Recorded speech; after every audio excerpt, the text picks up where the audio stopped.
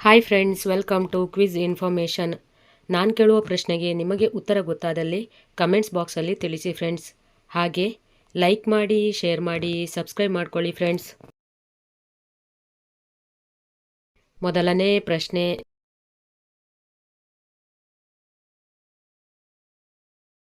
ಕರ್ನಾಟಕದ ಉಭಯ ಸದನಗಳ ಮೇಲ್ಮನೆ ಯಾವುದು?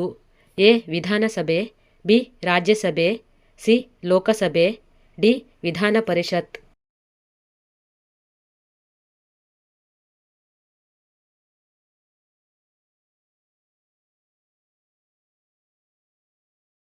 ಉತ್ತರ ಡಿ. ವಿಧಾನ ಪರಿಷತ್.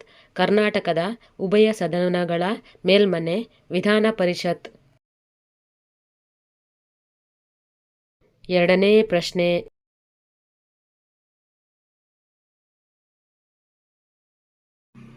ಕರ್ನಾಟಕದಲ್ಲಿ ಅತಿ ದೊಡ್ಡ ತೊಗರಿಬೇಳೆ ಉತ್ಪಾದಕ ನಗರಿ ಯಾವುದು?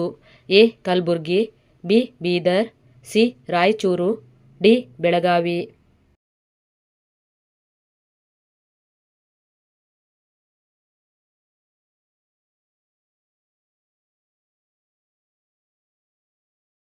ಉತ್ತರ ಎ. ಕಲಬುರ್ಗಿ. ಕರ್ನಾಟಕದಲ್ಲಿ ಅತಿ ದೊಡ್ಡ ತೊಗರಿ ಬೆಳೆಯುವ ಉತ್ಪಾದಕ ನಗರಿ ಕಲಬುರ್ಗಿ.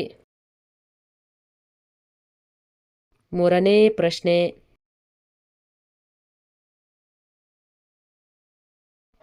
ಮೈಸೂರು ಮಿತ್ರ ಪತ್ರಿಕೆ ಯಾವಾಗ ಸ್ಥಾಪನೆಯಾಯಿತು? ಎ. 1974, ಬಿ. 1981, ಸಿ. 1978, ಡಿ.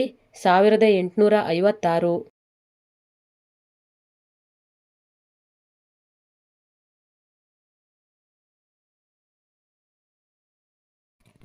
ಉತ್ತರ ಸಿ.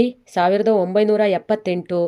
ಮೈಸೂರು ಮಿತ್ರ ಪತ್ರಿಕೆ 1978ರಲ್ಲಿ ಸ್ಥಾಪನೆಯಾಯಿತು. ನಾಲ್ಕನೇ ಪ್ರಶ್ನೆ,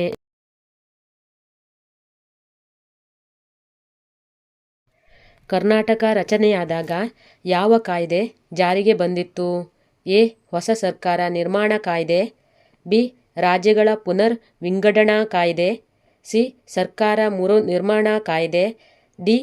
ಹೊಸ ರಾಜ್ಯ ನಿರ್ಮಾಣ ಕಾಯ್ದೆ.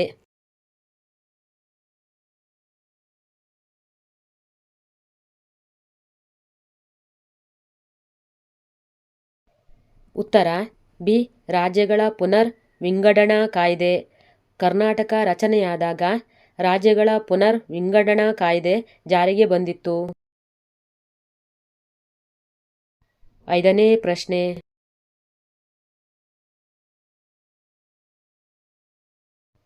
ಭಾರತದ ರಾಷ್ಟ್ರಗೀತೆ ಬರೆದವರು ಯಾರು?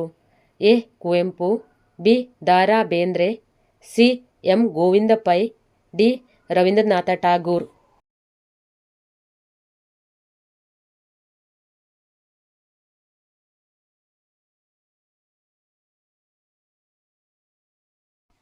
ಉತ್ತರ ಡಿ. ರವೀಂದ್ರನಾಥ ಠಾಗೂರ್. ಭಾರತದ ರಾಷ್ಟ್ರಗೀತೆ ಬರೆದವರು Rabindranath Tagore.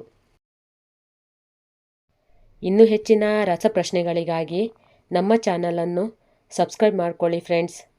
Thanks for watching.